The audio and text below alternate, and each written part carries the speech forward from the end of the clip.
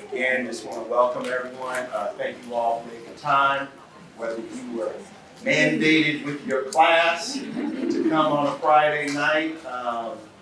But hopefully, whether you were or you were not, you will have a full experience today. So we want to thank you all. And we're going to get the program started now.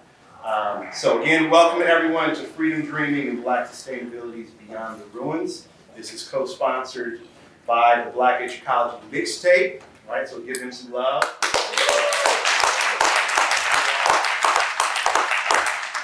As well as the Center for Humanizing Education and Research, also known as CHER. I am the perpetual welcomer, it seems, for CHER. I am David Phillips-Sand, for those of you that do not know. See many familiar faces. I'm an assistant professor of teacher education in the School of Education, and I'm also faculty affiliate with the Center for Humanizing Education and Research. So CHER was founded on the belief that education must be humanized, and that particularly in a time when dehumanizing attacks on education, on public institutions, and intellectual life in general intensify, that we need to gather to create spaces of study, of freedom dreaming, and of imagining futures that affirm our lives, our dignities, and importantly, new ways of building power together. So again, I want to thank you all for being here. Go ahead. Thank you. Our speaker series is just one way we live out CHER's mission to create learning spaces and scholarship that impact public consciousness, policy, and practice, and to gesture and build stronger movements towards justice. So these public-facing conversations don't just present ideas, but they're meant as a pedagogy of invitation into collective praxis, into ongoing works to think, to remember, and to dream otherwise. And so, as you see in recent years, we always bring Stovall, so thank you, Stovall, for also being a perpetual collaborator with our School of Education, with CHER. You'll see some other really cool talks that we've had. Professor Shireen Isugi and Sapira Vakil on human learning and educational justice in times of empire. Bettina Love with our own, Dr. Freema Khorshid on Punish for Dreaming. And most recently, our Dean, Shabnam Kerala. Shout out, Dean. In conversation with Dr. Ruha Benjamin on Imagination, a Manifesto. Okay, so each of these conversations is carried forward CHER's charge to agitate, arouse, and inspire, to paraphrase our colleague Patrick Kamanyan, who I think I saw. Shout out Cam in the back. And so tonight, in partnership with Black Ecology, we extend this lineage. Okay, so thank you all for being part of the community. If you are not a part of our listserv or Black Ecology's listserv, please do so if you are not. Okay, and so we'll have some opportunities after our intros and discussion from the panel to extend the conversation out to you all, the community. So if you're joining online, please use the chat. And if you're here physically in the room, try to jot down some reflections and thoughts so we can carry our dialogue moving forward. Thank you. Perfect, thank you. All right, so first, before we kind of jump in, I wanted to begin with a story from the natural world. Okay, does anyone know what kind of bird this is? Of course, Ali would know. What kind of bird is this, Ali? Is it a cuckoo? Okay, it's a cuckoo. So, and importantly, right, what I want us to think about is this idea. Cuckoos are birds known as brood parasites. Okay, and so there's many different brood parasites. They're not just birds. There's insects that are brood parasites, but the most famous is the cuckoo. And so what a brood parasite does, instead of building their own nest, they lay their eggs in the nests of others. Okay, so oftentimes these eggs hatch first. Oftentimes the chicks will grow faster, and they'll push out, even killing the host young. Okay, so many host parents are unable to discern their own eggs from these imposters, and they devote themselves to feeding a chick that is not their own, often at the expense of their actual offspring. And so scientists call this, it'll come somewhere. Okay, it's fine. Scientists call this kleptoparasitism. Okay, and so for the purposes of there we go. That's the word, that's the term. But for the purposes of our conversation, I want us to think about this as the theft of care, of sustenance, and even species survival. And so hopefully it's an unsettling metaphor because it names a relationship where survival depends not on reciprocity or mutuality, but on the hollowing out of another person's or another group's future. And so for the non-cuckoo parent, it means cultivating a future that was never theirs to begin with. And so when we return to our work in education, this analog becomes uncomfortably familiar. And so many of us, as educators, scholars, institutional and movement builders, no matter how many criticals, how many progressives, or even radical adjectives we attach to the work, we still operate within pre-existing structures and their rules. And so these rules by design orient us towards what we might call reform. Okay? So reform definitionally means efforts to improve what already exists, even when we acknowledge harmfulness. So increasing access, I put access in kind of quotes, right, dummy quotes, creating more equitable procedures, or maybe even scaling up promising practices. Okay? These are important projects, yes, okay? But almost always pursued within existing grammars. Okay? The symbols and rules of what is possible. So in other words, we become the surrogate parents, trying to tend and raise offspring, infrastructures, policies, even ideas that were not and never were ours. And so if we must refuse and reject that project, what should we be cultivating instead? Okay. What else must we dream into being, and what are those freedom dreams? Okay. In the fire next time, James Baldwin asked himself, and Black people collectively, do I really want to be integrated into a burning house?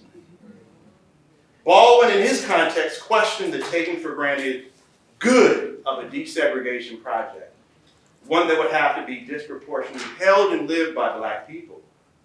And similarly, an ideological and political project to repair existing U.S. schooling, another burning house, okay?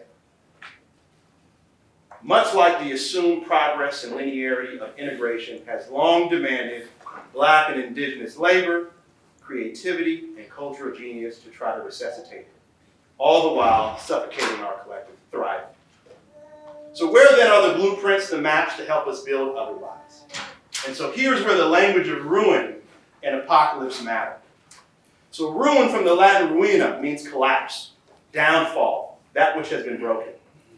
To speak of ruins in education is to admit that what surrounds us is not simply outdated or in need of repair, but structures whose foundation have already collapsed under their own contradictions. Apocalypse, from the Greek apocalypsis, means revelation, uncovering. And so apocalypse is not only catastrophe, but disclosure. It reveals what has been hidden.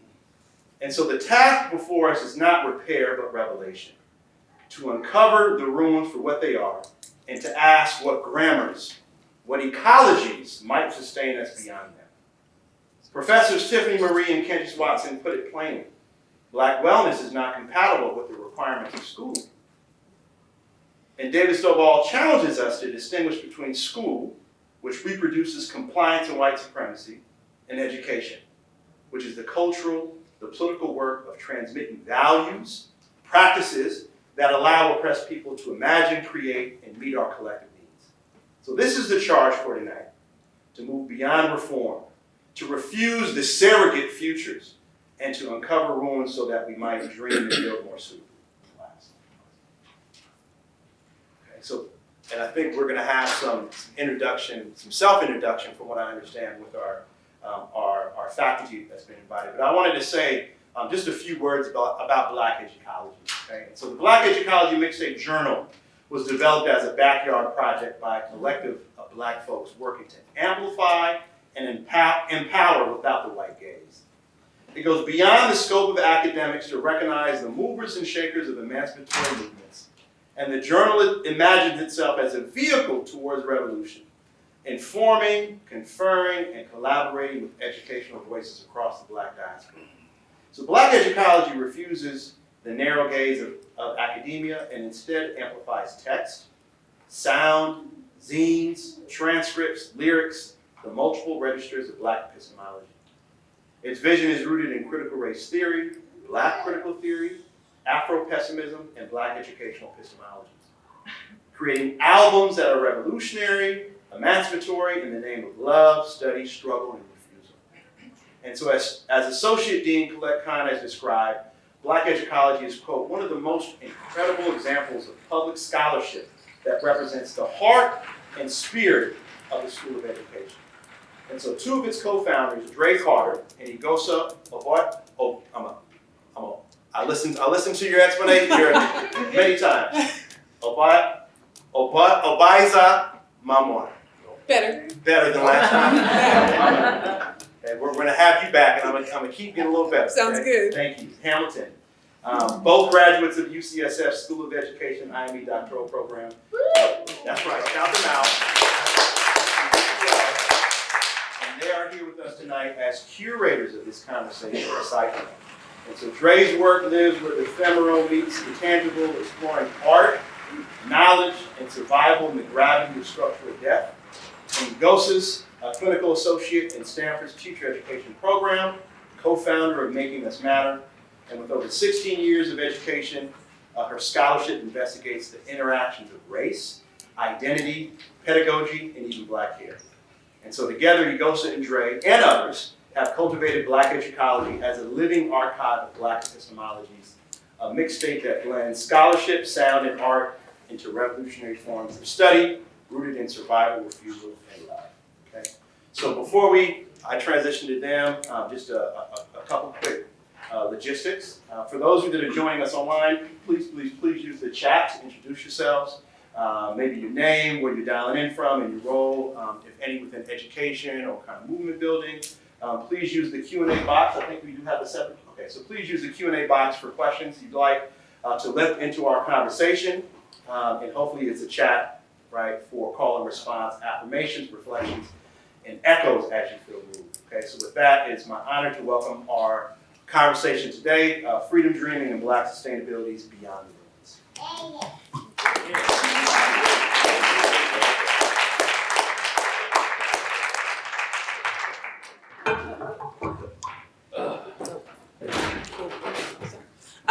Thank you so much, David, for the introductions and the beautiful metaphor you had at the beginning of this piece.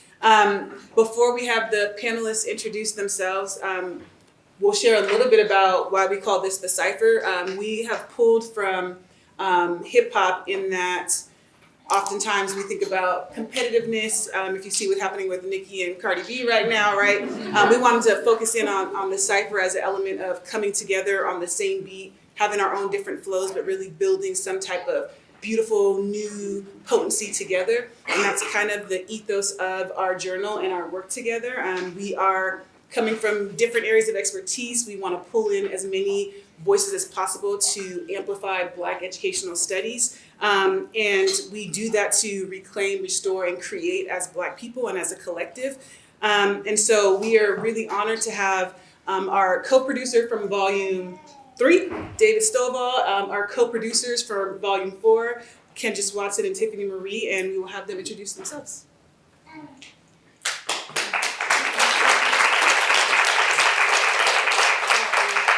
mics are on? Yeah, the mics on. This one's not. Hello. Yeah, it's good. I'm Tiffany.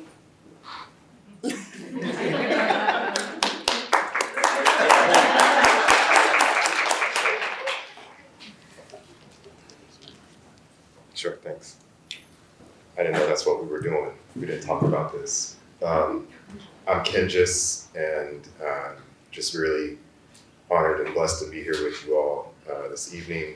I'm coming from Baltimore, where my partner and my 2 children are, I think they're watching, so hi. And yeah, I just want to, uplift the incredible work that you all have been doing here and beyond, and uplift people who are in this particular moment, struggling alongside us here and everywhere. So, and call in particular my grandmother, Betty McGee, into the space. She said once that, even stagnant water will start to stink. And I think that's a call to move always. So just wanted to offer that as a grounding for myself and introduction to you all and to this land. Peace and greetings, y'all. From Chicago, I'm Dave Stovall. First, justice to our brothers and sisters in Palestine, justice to our brothers and sisters in Haiti, justice to our brothers and sisters in the Congo, justice to our brothers and sisters in Sudan. Please do not forget the lessons of Bangladesh and Nepal, who are teaching us at this moment that revolution is possible, right? And I come to you all from an active war zone. And I don't say that lightly. I say that because 2 days ago, an ICE helicopter landed on top of an apartment building in a Black neighborhood in Chicago. It was a reminder that they are not just coming for Latine folks. As soon as they saw the attacks, Black folks need to say, oh, we're next. And they have proven that point. So I come to you all with some heaviness, but also with the demand for not just joy, but movement, struggle, and recognition. I am deeply honored to be here with the folks who have created something so necessary like Black Educology.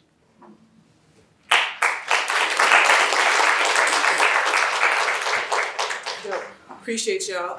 We're really excited to get into this conversation, and we know that we're currently witnessing an attempt to dismantle the dreams, freedoms, and humanity of so many folks captured in the wake of these broken systems.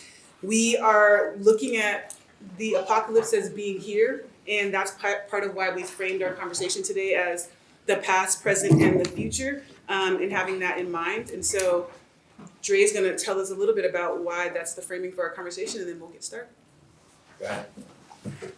You all right? I hope so.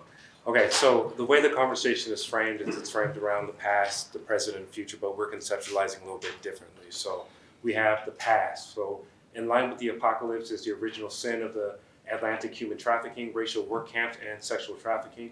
We seek to understand the apocalyptic education and what role education plays in these urgent times. Then we move on to the present. So our present we kind of conceptualize as abolition, or the aftermath of capitalism, othering, storage of bodies, and the state of education to maintain, disrupt, and control the thoughts and thought forms of people. And then finally we move on to the future. So future for us is hopefully a refuge. So we're thinking about ancestral wisdom, in which we calculate the limitless possibilities of Black being, where we draw on the technologies of ancestral survival and creation. So with that, I have my first question. I'm going to direct it to Tiffany and Kenjis. Can y'all define apocalyptic education and what you hope people understand from that work? Just to remind you, they were gracious enough to join us as co-producers for Volume 4, where we are actually centering on the work about the apocalypse and what aftermath looks like. So I really just would love for you to unpack that. What's it look like to live among the ruins, and what are the new technologies of ancestral wisdom, and how do we rebuild? So please. Yeah, so we'll just start with the definition that we had when we were having this conversation with BE about the special issue. They said, what are you all thinking about in regards to apocalyptic education? What is the dream that you're having?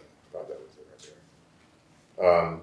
Tiffany says, in response to that, that our dream is to build toward a Black sustainability in a variety of forms, in our health, in our lodging, in our living off the earth, in our communications with each other, in our spirituality, in our lovemaking and art making, in all the things that sustain a people, being able to create spaces to remember how we have and shall continue to cultivate the infrastructure, community, and the values necessary to sustain ourselves is imperative.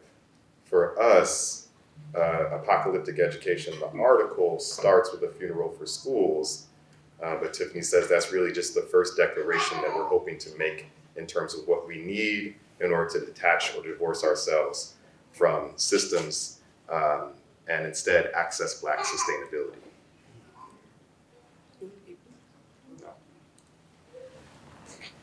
Ken just doesn't want to keep going. I mean, the question is long and intense, and you also got to give us a flag on timing. For sure. We will.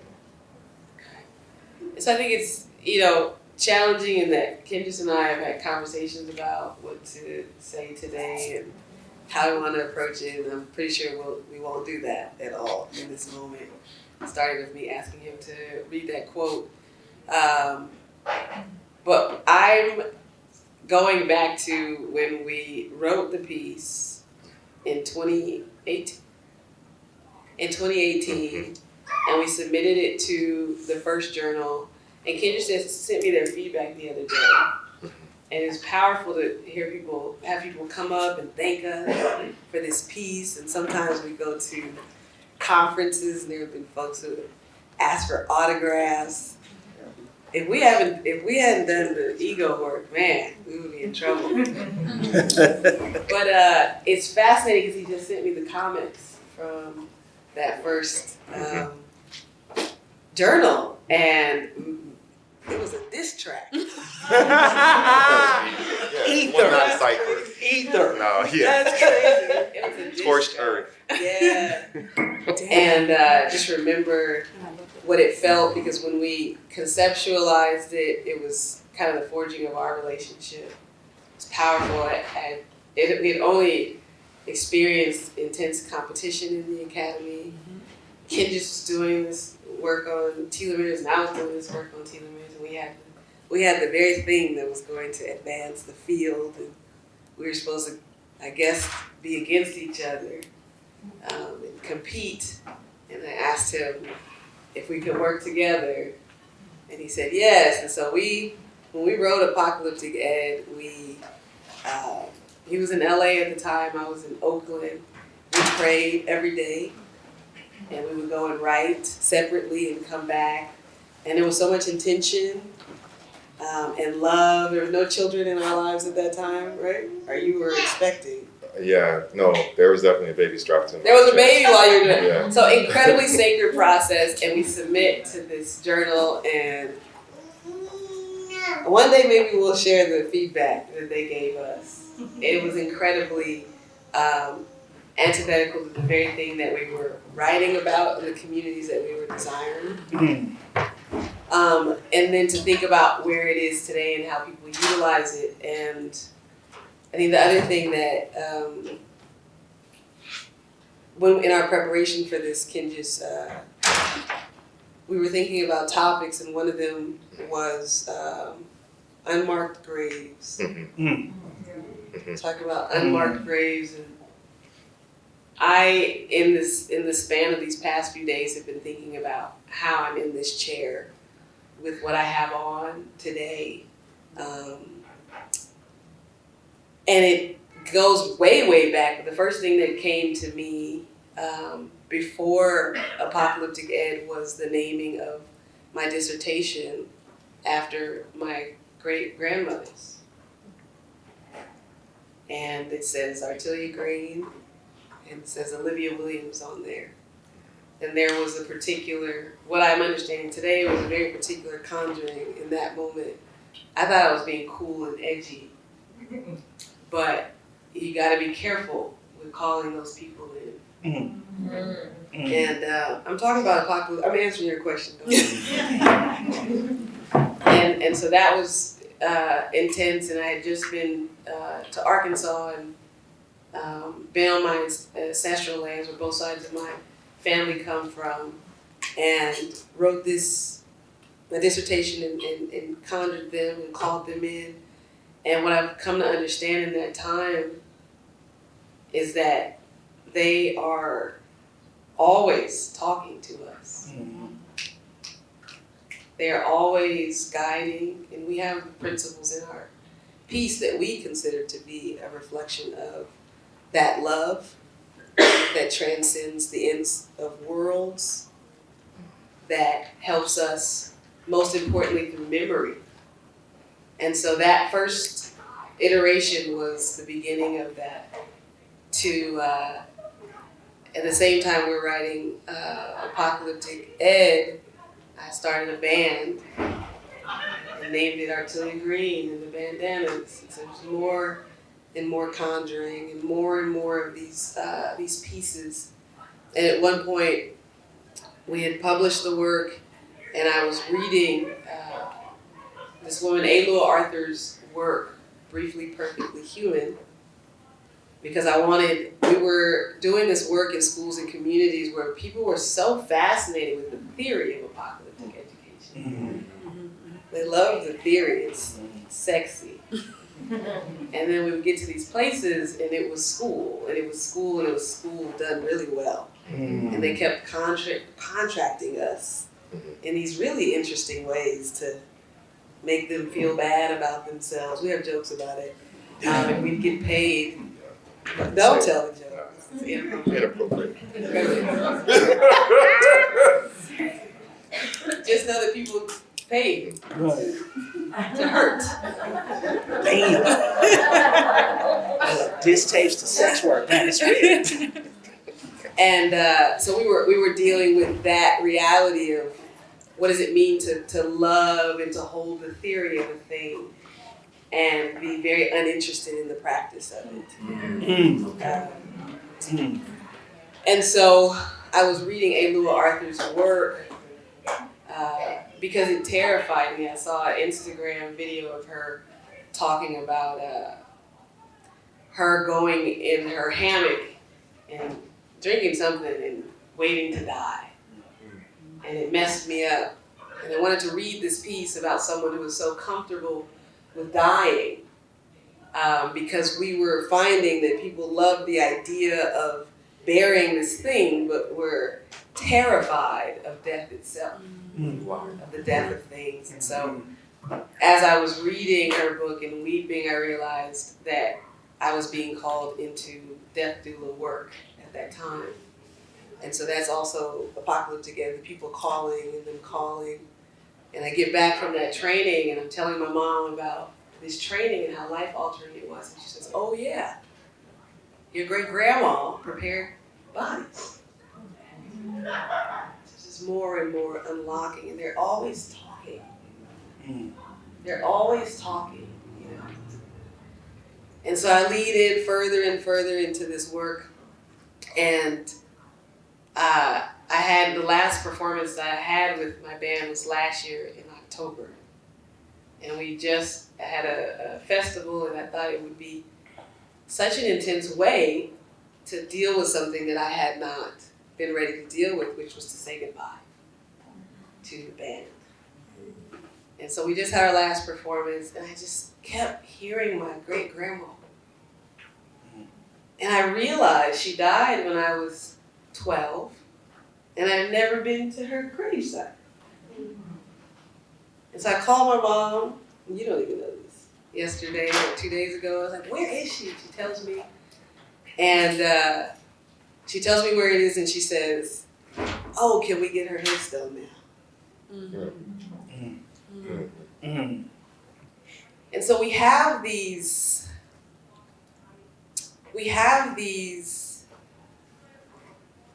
signs and symbols that are all around us. And we have the worlds that will end and are ending. And we have our work that is about sustainability. When I say sustainability, it's not about living as long as we can. I don't have that necessarily, that interest, as much as who we are while we are here, what we can access and how we use our time. And so I am gonna hand it off. There's medicine in what I'm trying to share, but apocalyptic education is the leaning into the types of deaths, the courage to sit with them that are necessary for us to hear. It's so noisy right now. It's so noisy. And there's this process with, we were talking about the other day with impermanence. The idea of impermanence terrifies us so much that we also busy ourselves in a way that we take on so much, even in how we talk about the problems at hand. It's so convoluted that Artelia Green wouldn't understand what we're talking about, and how we name the problem, and how we lean into our medicines.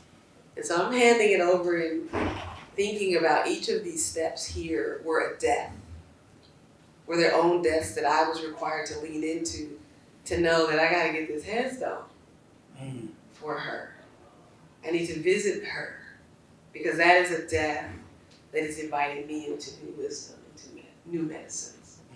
And all of y'all that are sitting here today are being called into a very particular type of quieting, of grounding, of sitting with the person who probably terrifies you the most,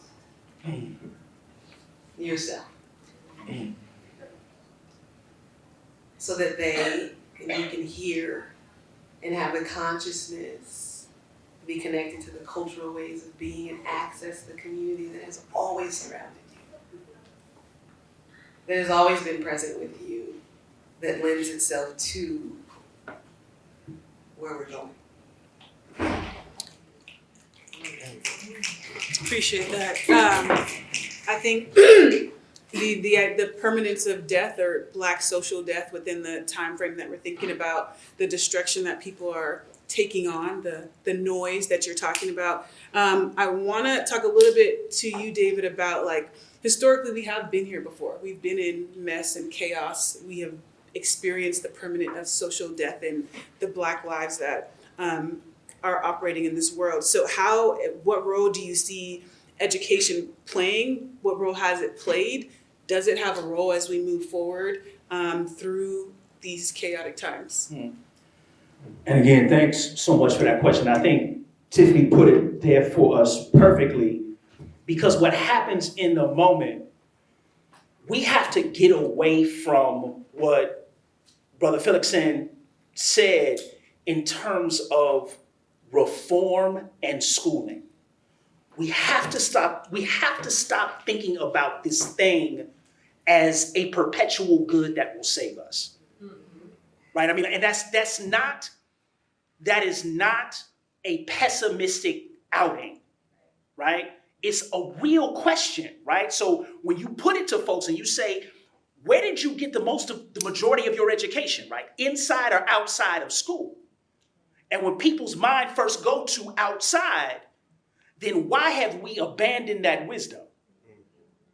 Right? And the question becomes, can you ever pull that wisdom into that place that you call school? And when people do, why are they in trouble? Right? So this thing around just really just asking a very basic question. Everybody's good teacher was always in trouble. Right? Just real talk. Right? I mean, like that, and that's the absurdity of it. Right? Because your good teacher was in trouble for loving you, caring for you, and telling you the truth. Right? Now we got this world that says, and let's not even call it, I can't even call it schooling.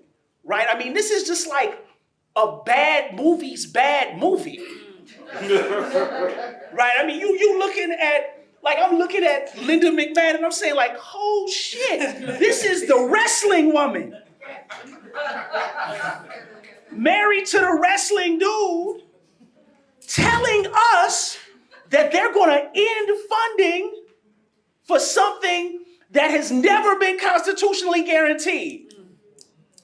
Like we always have this, it's that weird thing, like, and this is what I really appreciate being in community with y'all, because y'all said something in Apocalyptic Education that I don't think people are prepared for, right? Because it's this thing, and it goes back to your question, it goes to, when white society does right by people who have been maimed by it, it will instantly destroy itself.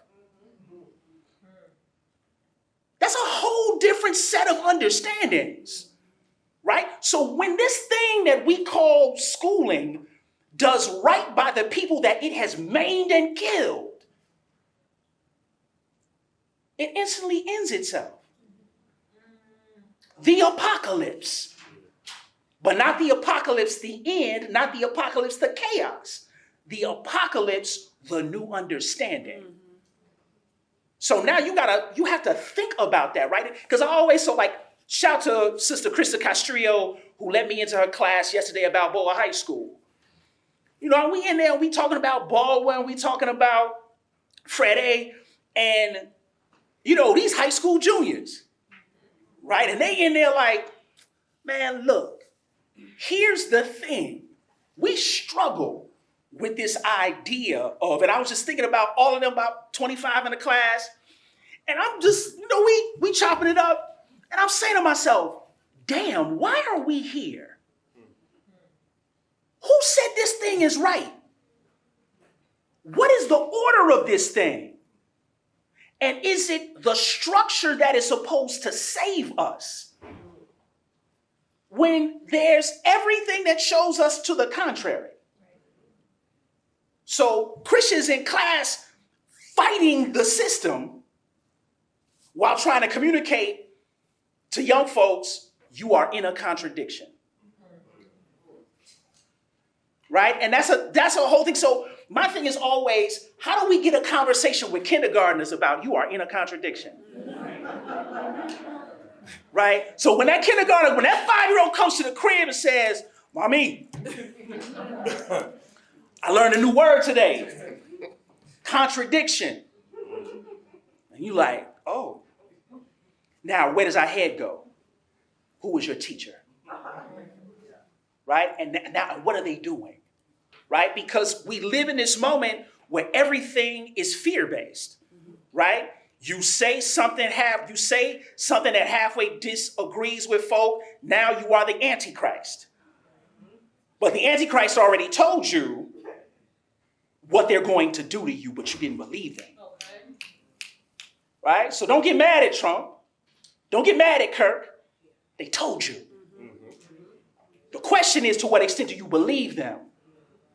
Right? And I think about this thing, and I got a teacher in Chicago. She says this to me, y'all, and I really appreciate being with all folks tonight. And I was in on this point, and I had to wrestle in this moment, like when we come to these awakenings, we have to wrestle with these points. And she said something to me, and I wasn't ready for it. She said, Stovall, remember, the devil believes in God. And I was like, oh, damn. She said, I was like, what? She said, remember, the devil believes in God. He just made a decision to defy him. And that is exactly how I understand white supremacy. White supremacy understands your power to defeat it. That's why it works so hard to suppress you. Right? So, and that's the thing. So white supremacy always moves understanding that your education will free you from it. But it is a painful freedom. It is a freedom that puts you close to death. And it allows you to see something different. And I think when we start to grapple with what that looks like, you start to see that struggle in a different light. And it's been a challenge for me because now I walk past every school like, why? And I'm in my own classroom like, y'all won't be here? I literally, sometimes I'm just like, man, let's go outside. What we gonna do? Be outside. Right? Like, you know, that's your 7-year-old second grade mind. Let's go outside. Where we going? I don't know. Just not here. Right? But I think that struggle is one that we are now faced with in a very different way. Because now the fight has come to your front door. It is no longer fearing. I am from a city where there is an active kidnapping campaign happening. Right? So when you think about that, and it's the kidnapping is not just people you see on the news. These are the homies 2 doors down. Right? And when you understand what that is and what it's connected to, you're in a different fight. And I think the main thing is we have to be clear that we are in a fight. Like some of these people act like they ain't never been hit in the face. Now, I don't want to call up Marshawn Lynch, and I love Marshawn Lynch, because his thing was, I just want to run through somebody's face, right? And that thing around, you getting touched up when somebody is running through your face. And when you have been hit, now there is a different way of understanding. And I'll end on this point. I want everybody to check out this short on YouTube by these dudes who call themselves the Las Vegas Fight Academy. Interesting set of people. And they got all this kind of military training, 32nd degree black belts, all of this stuff. There's a short where they take a group of young people through a shooting drill. And they say this thing, and I was like, man, I don't know if schools are prepared for this. So, everybody got the active shooter drill. This thing is completely different. He has his students, and they're all between the ages of 7 and 12. He has them listen to gunshots. And he says, how close is the firing? If the firing is louder, I need you to move away from it. If it is softer, I need you to move in the direction away from which you hear the sound. And I'm like, this is different.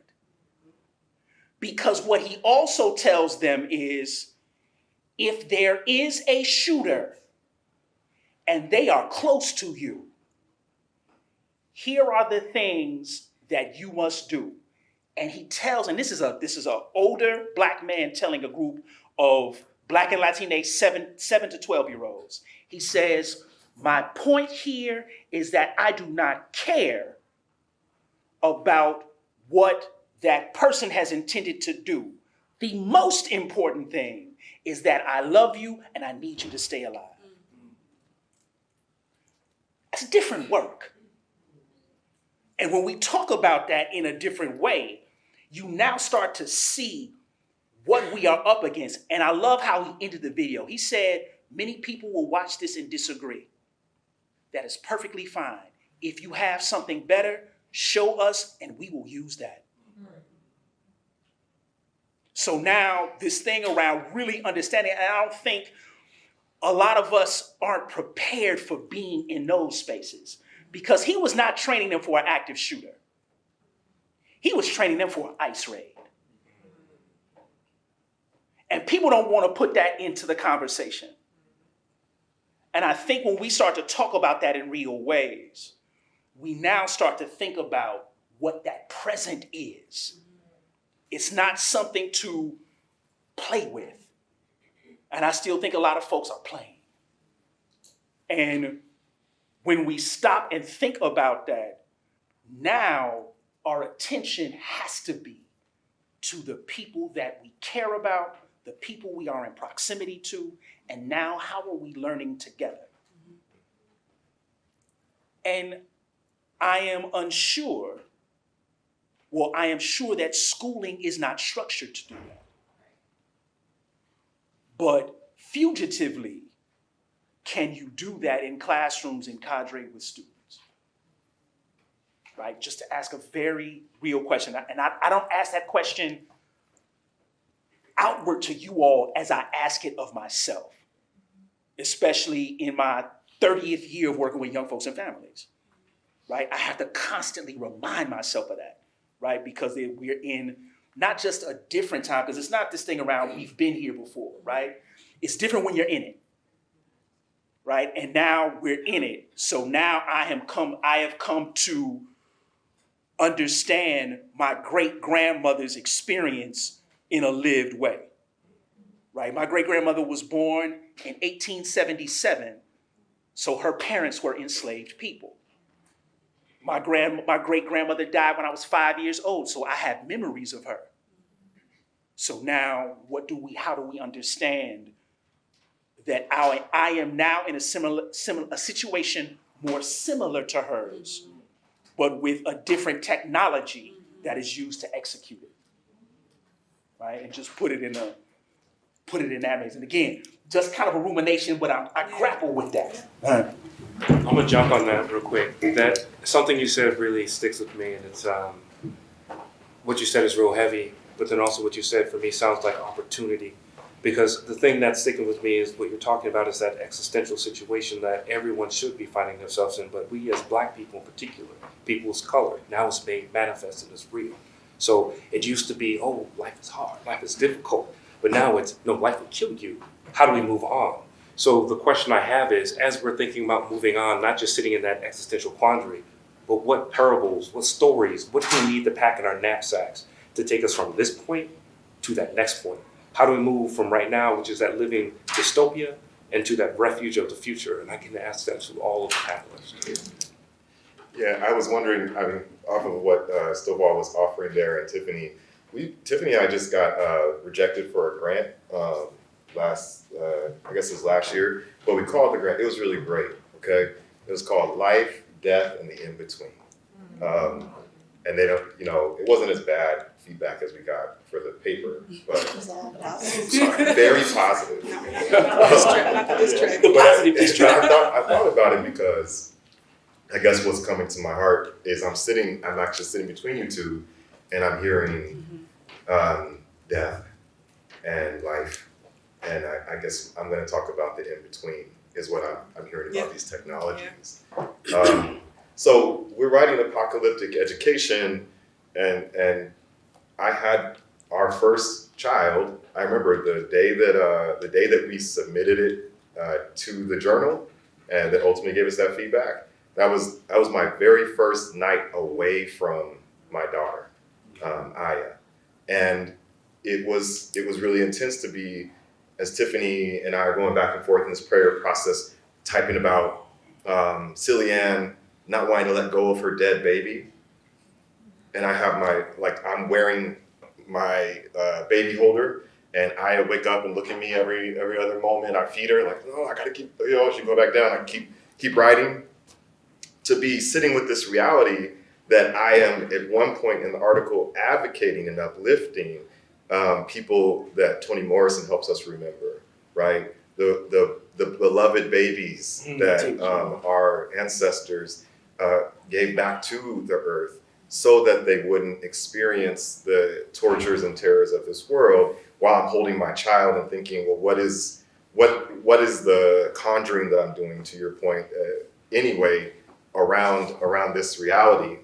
And I think that the in-between practices, the sorts of learnings or lessons, come from the framework that apocalypse has happened, and all the ways that we think about it, whether it be destruction, disaster, or revelatory. It continues to happen, and it will always happen.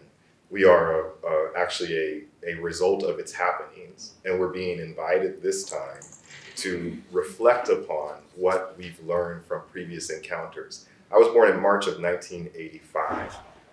2 months after that, almost to the day, the Philadelphia Police Department dropped a bomb on the building that held the community collective known as MOVE, but it also destroyed properties next to that space. They killed most of MOVE's members, including 5 children. They burnt the block down, right? And so for me, I'm like, okay, Philadelphia, 1985, Chicago, 2025, there's 40 years of difference there. What have we learned from the capacities that were placed to enact a kind of warfare that comes up? Because war, again, is the attempt to impose one's will onto your opponent by any means necessary so that they will go along with what your will is. And so if you think of this as a war that's happened, and at different points it has risen and then gone into subsistence, come up and gone down, then it means that we're in a process where we can learn from our different encounters with this kind of war. I don't know if that's making any sense. A story that comes to my mind is looking at the sun, and to try to put this in a space maybe closer to where Tiffany's asking us to think about around death and not being so infatuated with the idea that we want life and life everlasting, but to think about death as a teacher that has come to us as a species, as a life form on this planet in every way imaginable. And so that we should be learning from cycles of death. Okay, so the sun rises each day and sets, right? And goes into the night. I'm thinking about that moment before the sun is clearly visible at sunrise, or particularly at sunset. Sunset has these incredible hues, reds, oranges, right? It looks incredible. We can imagine those are the practices, the ways of being, the contingencies, actually, if you want to think about it in opposition, the sun trying not to become the night. Okay? And it does that because it's giving way to a different existence. So it explodes with brilliance, right? Incredible expressions that themselves don't look anything like any other point of the day except at the very beginning. There are remnants of the sun and reminders when we're in the moment of night. Its relatives are there, right? You could even start to see it attempting to break, and the night has its own sorts of attempts to remain and to retain its presence, right? And it's in those transition points where we see this. You can think of it as conflict. It also is a relationship and a conversation. And as our universe, our planet, moves towards an end, it's a learning. It's a teaching. And I think that that is a part of what I'm sitting as far as like the in-between technologies. When folks were on ships, I think of like how we're talking so differently, but we all are kind of understood to be Black. There was a time where that was not the case. And the people coming to the door to take your children, they might have looked like Tiffany, and I might have looked like the people coming to take Stovall's children. Are y'all with me? That's how we got here. So that is a thing that was a part of us.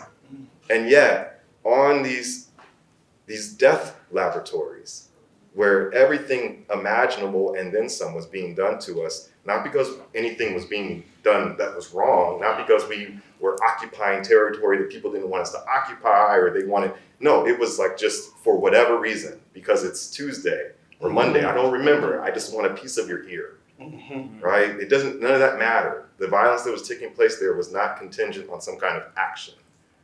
And in that impossible experience, right, in a moment where there was no sense, these people cultivated shared grounding. As they say, you enact and create hoodoo by doing hoodoo.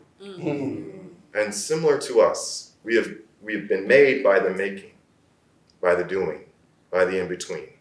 And we're being called into this present moment. Perhaps as night comes, right, we get to think back, remember, recount, and call what our other versions did when there was transition. The question for us is if this is sunset or sunrise. Teach. And there's a different kind of teaching, I think, for all those different practices that we can access, that I think we're called. In fact, I think that's why we're here and born at this time. For me, I think that's why I was born 2 months before they blew up Move. I think it's why I often say this, and I'll say it briefly and I'll pass on, but like, I was exposed to many spankings of butt whoopings, right, as a child. In my home, by my dad, by my mom, and in my school. Okay? And I don't think I'm sitting here today if I did not get beat over and over and over again. Because the things that I felt called to do, wanted to do with my body when I was 5 years old, I started at Riverside Bethel Christian. Those things, as Stovall was saying, were so antithetical to the curriculum of that school, that parochial school, that my parents were doing everything they could just to get me so maybe one day I'd sit up here with a PhD and talk to you all, right? They required beatings. And I'm saying that if I didn't get beat, and I'm able to sit there for however long it takes to do it, to turn it in, thanks to Dr. Just and a really big paddle, right? And I think that that comes from not just Dr. Just and the really big paddle. That expression of beating is one of those sunrise, sunset practices that our people had to contend with, absorb, absolve, and then kind of dilute into culture. Because culture arises, it's the ways of being that emerge from people in their struggle to survive and regain or retain their autonomy. So I'm saying it became a part of our culture as we were trying to survive the moment. I would rather beat you than have you beaten by someone who, when they beat you, will kill you. Let me do it. So that when that person eventually leaves the picture, I'm still doing it. And then you'll still do it. And then you'll still do it. And you'll still do it. So I think something that we're learning from what has happened is which of these practices that emerge at that transition, when the sun is moving to its best not become night, which of those practices do we want to retain, that have become a part of our culture? And which of those practices do we communicate to the future that this kind of war is so against? We don't need to do that anymore. That need not be a part of this particular moment of transition. Are y'all with me? And in the work of our ancestors, what do we create while we're on this particular moment of the turning, of the kind of death that is explosive? What do we create for what is now, what was, and what's to come? Thank you. Tiff, you made me think about something in particular. Some of you all may be familiar with a song, and at one time they were not calling gospel music, they were calling it Black sacred music. And I really liked that space, and it was the term that lasted the shortest, right? But there's this song that, and to your point, Dre, in terms of what do we think about the future, there's a song that says, Satan, we're gonna tear your kingdom down, right? And more important to me is the refrain of that song, because it talks to the devil and says, you've been building your kingdom all over this land, but that's all right. But Satan, we're gonna tear your kingdom down. When I hear that song, that's not just a clarion call. That is sunrise and a march. It is in the face of white supremacy that says you have been building your kingdom all over this land, but that's all right. We're gonna tear your kingdom down, right? And that is affirmation. It is a song in the night that calls for the day. So now when we think about code and we think about the ways in which Black folks kept themselves alive during enslavement, I think about what is that code, right? Is it Kendrick Lamar, we gonna be all right? Right? Is it a cut by Young Thug? Lil Baby? Minaj and them? But this thing around what is the calling, because I understand music in a very different way now. It's a vibration that is calling you, right? You are reflecting what is inside. So when I hear that, we're gonna tear your kingdom down, I'm like, man, that is the call, right? That's a charge, right? So what does it mean to do to tear the kingdom down? while building what you need. Right? Because I always think about it, it's a question of abolition, right? Something is unacceptable. What are you willing to build? Right? It's not a destructive paradigm, it's a constructive. How are you building this thing? So that to me, in terms of the present future, in terms of how do you, and I won't even say build Black joy, because sometimes we use that as a distraction. Right? So, but this thing around, because joy, and Wilson Okello says this beautifully, is our joy manufactured, or is our joy something that is from us?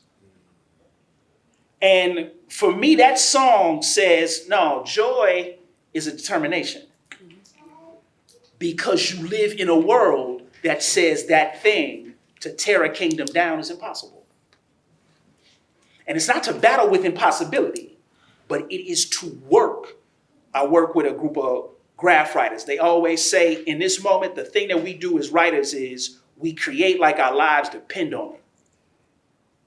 So that thing around what is that, right? What does it look like? How do we make sure it's there? And more importantly, how do we remind ourselves when this thing doesn't go good? I would encourage everybody to read an edited volume by Kelly Hayes. It's very short. It's called Read This Book When Everything You Know Goes Wrong. Right? And she really goes like the chapter authors really go into saying these are serious times. And here's what reminds us to do the things that we have committed to do. Because in this moment, we will constantly have to be reminded of commitment. And that song, We're Going to Tear Your Kingdom Down, just does that for me. It clicks me in to say, oh, this is the work. Who am I doing it with? I want to build towards the future a little bit. This is our last segment before we kind of open it up for the audience. So we're going to switch it up, but I'm going to propose a question for the audience to think about and engage before we open up for questions. So as we're talking about building towards the future, I want to call us to Ruha Benjamin's work, where she talks about, everybody's talking about the techno-futuristic society that will solve problems A, B, and C. But she asked us to think about shifting our focus from AI, artificial intelligence, to ancestral intelligence and what that means, right? I want us to think about as an audience, like, how do we see ancestral wisdom as technology that can support Black sustainability, period. So talk with the folks around you and think about what resonated with you so that we can have some time for questions. Cool. Go. Okay. Let's go. Let's come back to me. I know y'all was having some interesting and dope conversations, and we hate to interrupt, but what we do want to do is we want to leave enough time for questions and conversations. So what we want is, this isn't just a fishbowl where you watch our esteemed panels, but we want you to have that ability to engage and ask whatever questions you have. So that said, I want to open up the floor for any questions. Does anyone have any questions? I know y'all do. That was a stupid question, so please. I'll start. Kind of, what song are you talking about that talks about the kingdom? Yeah. Yeah, and I'll just repeat your question for the folks on the chat. Yeah, the song, it's a gospel song called Satan, We're Gonna Tear Your Kingdom Down. That's it. That's literally the song. That is literally the name of the song. If you sing it, they might be more. Right. It would be a cipher, right? Right. And they, it's, right here, she was like, it's, Satan, we're gonna tear your kingdom down. Satan, we're gonna tear your kingdom down. You've been building your kingdom all over this land. Satan, we're gonna take your kingdom down. Yes. Yeah, I just repeat that. That boy, and ironically, the version of that song that gets me super amped, the sister who sings lead on it is actually from the town. She's from Oakland. Okay. Yeah, and ironically, the version that I was reminded of, because I used to hear it as a young person, but the version that reminded me of it was where the sister from Oakland sings. Her last name is Hawkins, and no, not Tremaine Hawkins. It's another, and she's not part of the Hawkins family, but her last name is Hawkins, and it is it's actually on an album that Ye produced called Sunday Service Choir. Oh. Right, it's one of the last 2 songs on the album, and she really let's say it's a reminder, and it's in one way haunting, and in another way deeply affirming, because the hauntingness of it is saying you about to go into a fight, right? And it ain't. And what I appreciate about it is it ain't no running. Right? Boxers always talk about this thing called phone booth boxing. And all phone booth boxing is you and that person, forehead to forehead. And that type of fighting, someone's going to get hit.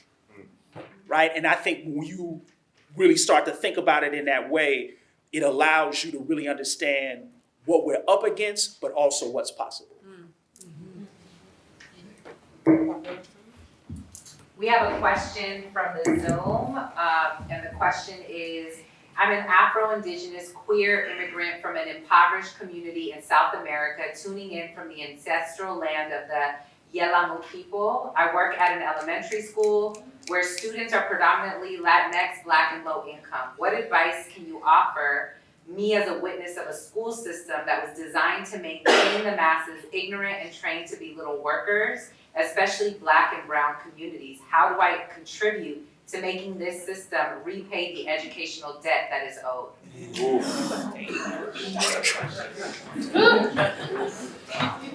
That's a question. That's a question. That's a question.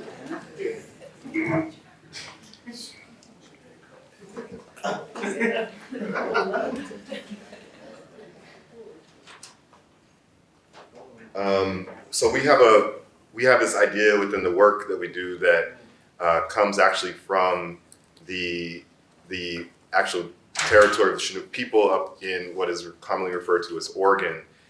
We saw the statue there in Portland. It was the statue of their former governor, who himself was a member of the KKK, helped create what that state has become, right? And every time I go, it's one of my favorite places up there on again, another colonial name, Mount Tabor. My favorite places to go to in Oregon. And on the top of Mount Tabor was this profane statue of this Klan member, right? And it always bothered my time up there. And I walked up one day, and what came to me was like, don't look at the statue. Look at what's on the statue. And it was overtaken by moss, right? Just completely covering the statue. And it gives me some thinking back to the picture earlier. It was hilarious of Simple Ant, which was no picture of him, them. He often talks about how the goal is not to overthrow, the goal is to overgrow, and to be like moss. And moss, similar to the Jericho root or other plant teachers, shows us that in times of disaster, terror, and torture, moss will appear to be lifeless and dead, right? It'll go into hibernation. But as soon as there is an environment that can support that moss's life and growth, it'll come right back to life, just like the Jericho root, right? And so I think about folks like who just asked that question, similar to, I think, we're like a moss collective. We're in or on top of or growing through this thing. It will never actually be anything other than a statue that hates you, right? The school is not going to pay back debt. If it did, as Stovall said, it would no longer exist. But you can contribute to its lack of vitality by simply growing, and again being a little bit more like moss in our expectations of it. As an update, that statue was torn down in the wake of the protests in 2020, 2021. So all that remains is for now, who knows, they'll probably put it back up next week, right, given what's going on. All that remains right now is the sort of blood that they threw on that plaque that was holding up the platform. So I invite educators who are educating despite school to find places where, if you need to, in some of the fugitive work, you're pretending to be lifeless so that they will pass you by. Right? That's like the fugitivity thing, where the curriculum's on your map, going back to like what Jarvis talks about. Like the curriculum's on your map, but the real curriculum's on your map, but the other one is on the desk.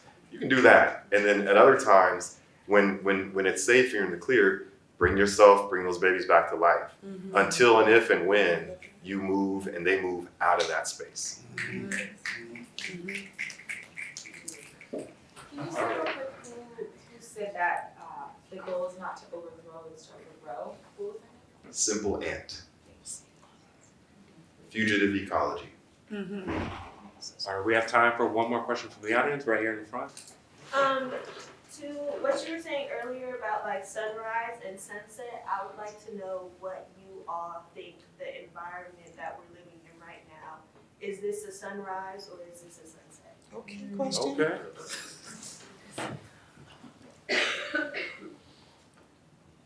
I'm gonna say it's gonna vary from person to person. Right. And my invitation to all of us is the type of awareness to know the difference for yourself.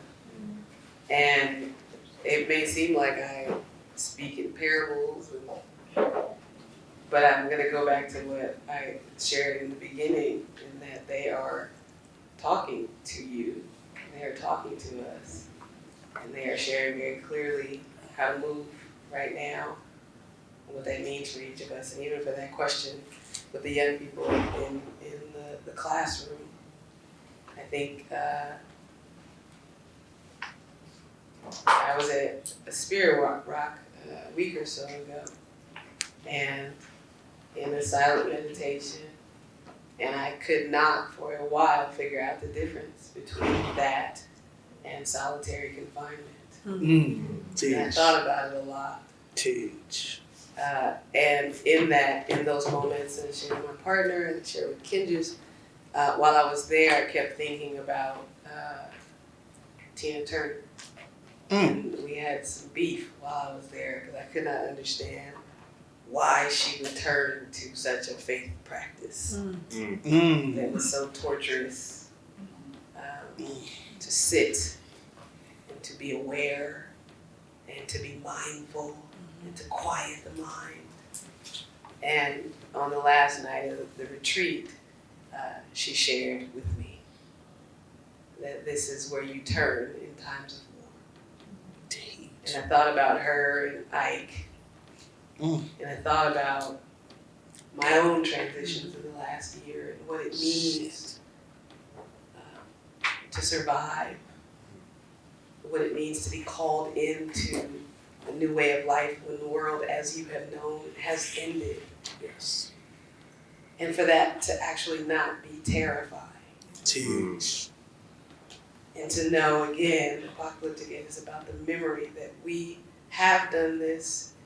Many of you are doing this right now, and we will do it again and again and again.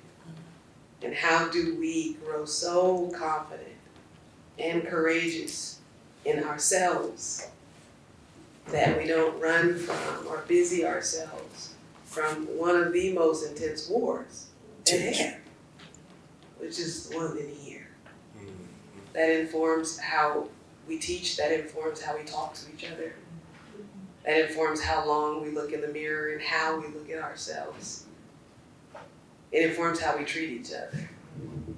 It informs our reverence for life in and of itself. And so whether, for me, where the sun is devastatingly different from my brother here. And that's reflective of most of the conversations we have. Because we both wanted sometimes to be up. I'll end there. Can super quick, I would encourage folks, to your question, I would encourage folks to read the last writing of the journalist Anas al-Shaq. Palestinian journalist who was killed by the Israeli Defense Forces, and he writes a letter in the wake of his death. And what he says in the letter, I think is really important, because he says, I have fallen, but you cannot. Remember me. Tell my story to my daughter. As you live, remember we died to see that you live. Right? And and for people who are practicing Muslims, many folks know that in Islam, there is no fear of death. And U.S. Christianity often interprets that as fatalism. But in Islam, they often talk about, I am here to provide a lesson for those who will continue. And that, to me, and people, they even make the mistake of wrongly positioning martyrdom. Right? And when people say things like, glory to our martyrs, what they are saying is, may our martyrs return to glory. May they return to the place from which they have come, so we will now know the lesson. And I always get frustrated here in the United States because they have such a terrible interpretation of that. And to Tiff's point, remember what Intifada is. The holiest war is the war you have between you and yourself for your soul. That is the battle. And we get that wrongly encapsulated into terrorist threats, into terrorism. But what do you do when you are in a battle with yourself for your soul? And that's a different way to move when we talk about something like teaching, right? Because some of y'all feel like in the classroom, right? That's an intifada, right? The battle is not against those young folks. They have been falsely positioned against you. Now, you have to figure out where the acts of solidarity are to remind you of the life that you are preserving. Right? Because if I am not here, I want you to be able to do something better. Right? It is and just like elders talk about, as you notice in many Black traditions, they never talk about someone as dead. They talk about someone who has made a transition. Right? So now we think about that in terms of what is that transition, and are we preparing ourselves for that, not fatally, but because that is the known. There will be a moment where I am no longer here. And in that moment, now, as long as my name is spoken by those who are on this plane, there is no death. So this thing around really being clear about that in terms of the way we talk about transition, the way we embrace it, the way we sit with it, and now what does it mean to learn those lessons?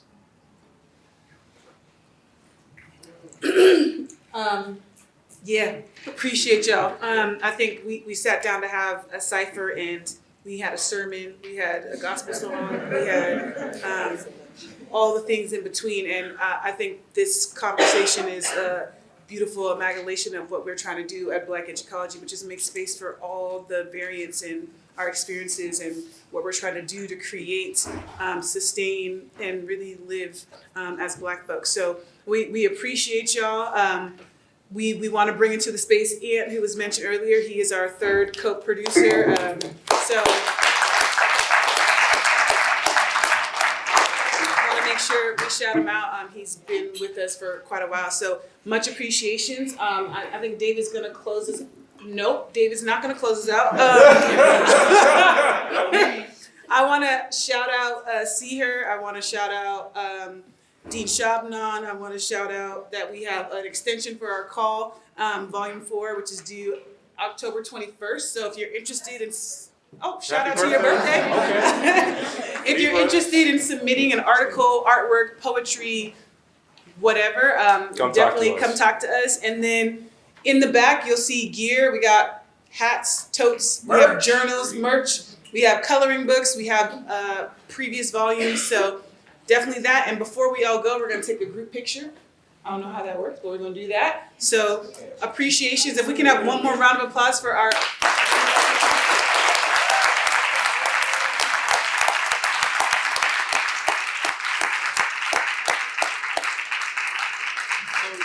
I just want to echo one more time. So we were gracious enough to have Dr. David Stovall with Volume 3 as a co-producer. We have Tiffany and Kinjis, they are co-producing our Volume 4.